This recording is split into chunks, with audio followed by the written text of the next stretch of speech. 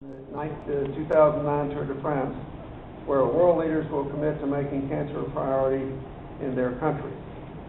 It is the second leading cause of death in the world, claiming 8 million lives per year.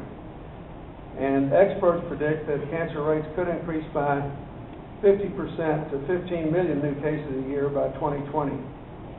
But a third of them could be cured if detected early and treated properly.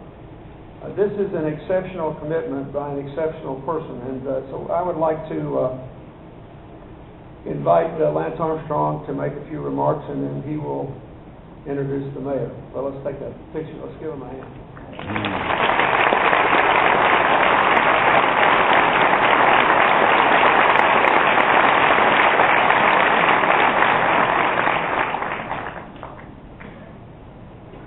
Well, it is truly an honor to be on this stage, in this room, with this company. Mr. President, you've been a long time. I will never forget the White House after my first Tour de France victory in 1999, and we were told that we had 7 minutes with the President. The President's busy. So we walked out, I gave the President a bike, I gave him a helmet, and we were in the Rose Garden, and I stopped and I said, wow, look at that magnolia tree over there. That 7-minute visit turned into a 47-minute visit because of the magnolia tree.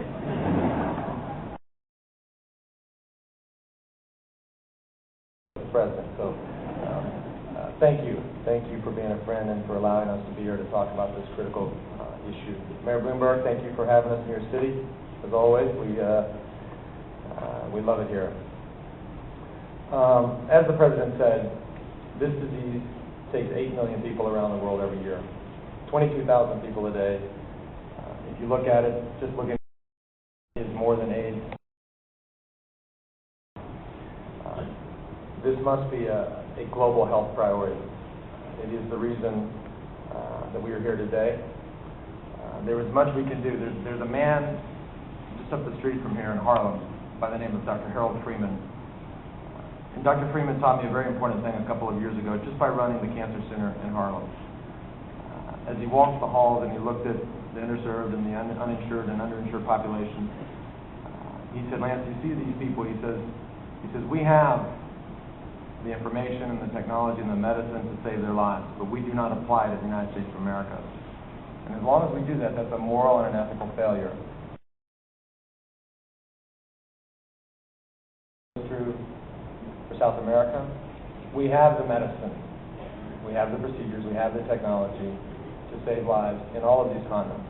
Africa, for example. While we're there working on so many other critical and important issues that will change the lives and change the face of a generation forever. The #1 killer of young women in the continent of Africa is cervical cancer. With the HPV vaccine, we could save nearly 100% of these young ladies' lives.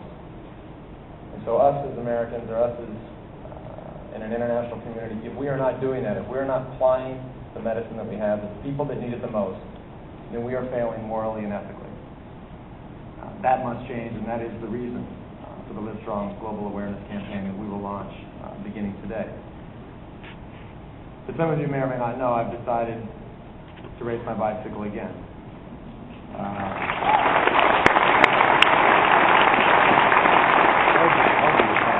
It's not very often that somebody gets a chance to spend 3 or 4 years away from something, step back, and then say to themselves, I sort of miss that. I'd like to go back and do that again.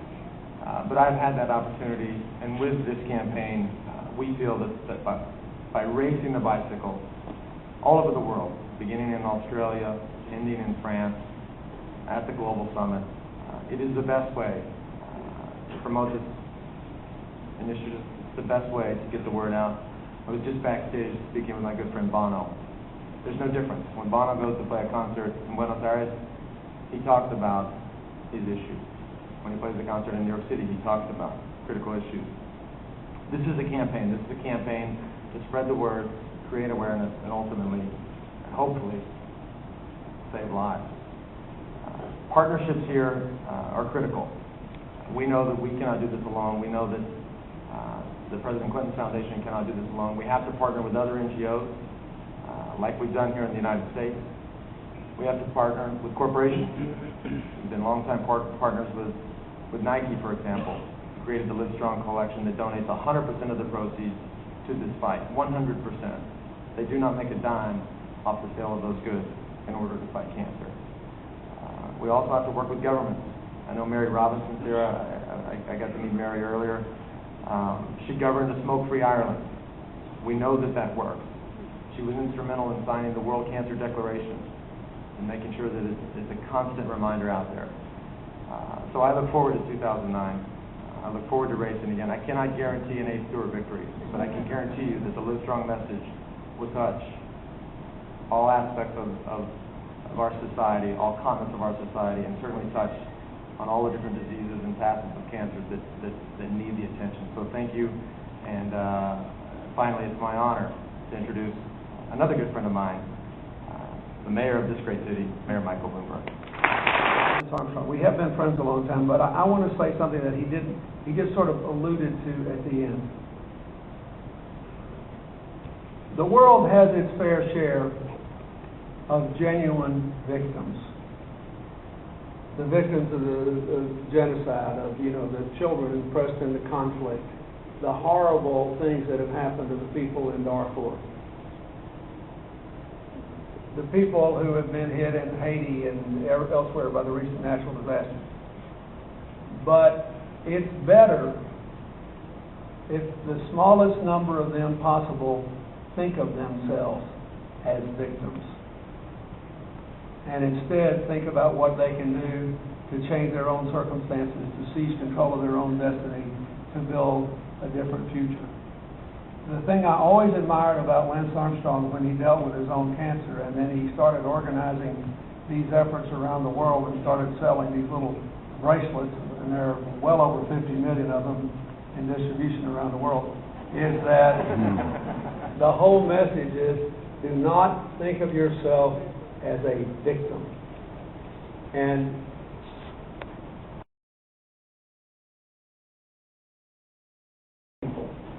to change their circumstances. He's a walking advertisement that it works. Thank you very much.